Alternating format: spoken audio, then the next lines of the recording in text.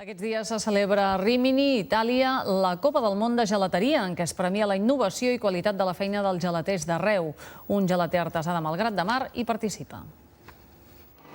Endevinar els sabors més acostats a l'original, trobar una composició ben atractiva als ulls del consumidor i aconseguir-ho tot plegat sense allunyar-se del més clàssic són algunes de les tàctiques utilitzades pels mestres gelaters, un concepte que no obliden quan presenten les seves creacions en concursos. Xavier Calatallut és un dels artesans que han representat la selecció espanyola en la Copa del Món de Gelateria.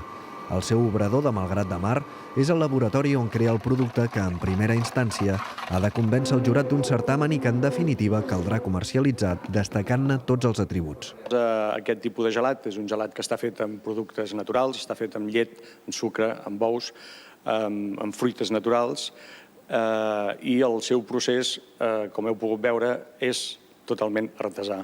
Es fa a mà, s'omple cubeta per cubeta, i això fa que aquesta producció que sigui una mica limitada. Entre els experts en certàmens internacionals, els gelaters catalans ocupen una posició destacada, semblant a la dels grans mestres de la cuina. I tant, i més aquí a Catalunya, que tenim molta cantera, la majoria de gent que te trobes fora d'Espanya, així, tots són catalans. En la Copa del Món de Gelateria, en Xavier i els seus companys han presentat creacions d'inspiració geogràfica. El Mediterrani i els seus productes han pres protagonisme a la seva recepta.